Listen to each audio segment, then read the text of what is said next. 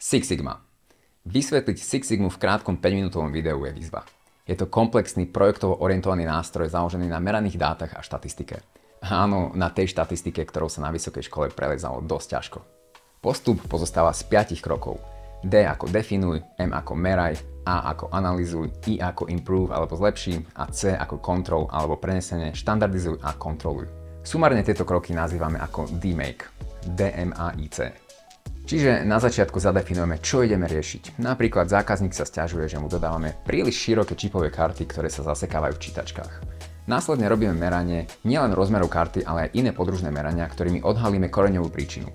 Namerané dáta analyzujeme a hľadáme súvislosti. Následne navrhneme nápravné opatrenia a po overení účinnosti opatrení zavedieme nový štandard a kontrolujeme jeho dodržiavanie. Asi najlepší spôsob bude vysvetliť základné princípy Six Sigmy na jednoduchom príklade. Predstavte si, že ste výrobca týchto čipových kariet.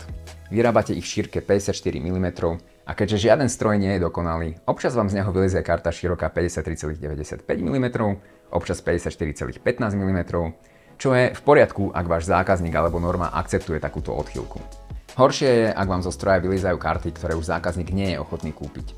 Six Sigma vám pomáha zistiť, koľko vadných kusov vyrábate a čo je treba vykonať, aby ste to zlepšili. OK, už vieme, že máme problém so šírkou čipovej karty a chceme zistiť, aký veľký to je problém. Čiže vyrábame tak, ako sme zvyknutí a značíme si, s akými odchýlkami sa nám darí vyrábať aké množstva výrobkov. Na x-ovej osi si teda vyznačíme cieľovú nominálnu hodnotu, v našom prípade to je šírka karty 54 mm. Do obidvoch strán si naznačíme stupnicu, ktorá bude reprezentovať, o koľko je odmeraná skutočnosť väčšia alebo menšia než požadovaný výrobok. V našom prípade napríklad stupnica po 0,05 mm.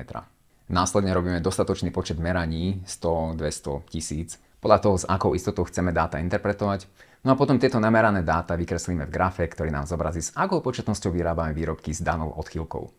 Povedzme, že z 1000 sledovaných kariet odmeriame 150 šírku v rozmedzi 54 až 54,05, ďalších 130 kariet bude mať šírku v rozmedzi 54,05 až 54,1, ďalších 90 kariet bude širokých 54,1 až 54,15 mm a tak ďalej.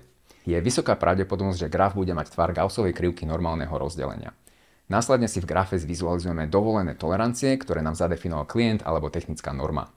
Tým získame prehľad o tom, akú časť výroby dokážeme predať za plnú cenu a akú nie. Opäť, ak to zjednoduším, úroveň Sigma nám štatisticky vyjadruje, koľko chýb alebo chybných výrobkov sa nám v procese objaví na milión opakovaní. To sa označuje skratkou DPMO, Defects per Million Opportunities. Ak máme procesy nastavené na úrovni 1 sigma, potom až 690 000 výrobkov z 1 milióna vyrobíme v parametroch, ktoré zákazník nechce. Úroveň 2 sigma vyjadruje približne 308 000, 3 sigma je 66 800 chybných výrobkov, 4 sigma je 6200, 5 sigma je 233 a ak máme procesy nastavené na úrovni 6 sigma, alebo teda Six Sigma, potom iba 3,4 výrobku z milióna je nesprávnych. Treba povedať, že veľmi málo výrobcov dokáže dosiahnuť úroveň 6 sigma.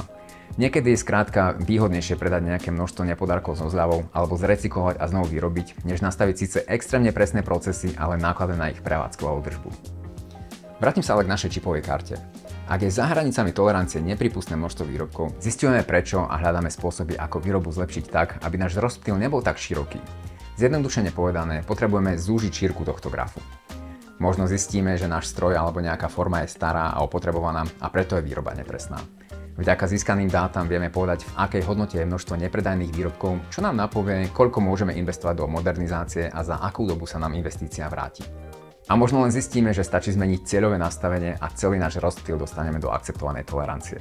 Six Sigma sa ale nemusí používať iba na nápravu problémov, ale aj na hľadanie príležitostí. Predstavte si, že máte fantastický stroj. Meraním zistíte, že rozptyl rozmerov vašich výrobkov je minimálny a spoľahlivo viete dodávať klientovi výrobok v medziach jeho tolerancie aj s rezervou.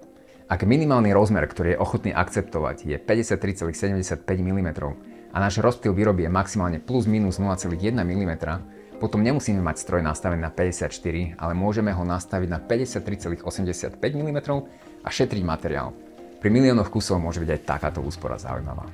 Six Sigma nám pomáha najlepšie pochopiť variabilitu a odchýlky výrobkov alebo procesov. Na základe zistených dát a ich správnej interpretácie nám pomáha venovať energiu na zlepšovanie tam, kde dáva najväčší zmysel. A nie, Six Sigma sa nemusí použiť len na procesy, kde sa vyrába v množstvách presahujúcich 1 000 000 kusov alebo kde by trebalo spraviť 1 000 000 meraní. Vieme ju použiť kľudne aj na stavbe bytového domu, kde chceme optimalizovať spotrebu omietky na stenách a meraním na 100 miestach zisťujeme hrúbku nanesenej vrstvy. Alebo aj v administratíve vieme sledovať, koľko chýb sa vyskytuje v projektovej dokumentácii alebo pri spracovávaní faktúr. No a na záver ešte spomeniem koncept opaskov alebo beltov. V súvislosti so Six Sigmou budete počuť často pojmy ako white belt, yellow belt, green belt, black belt.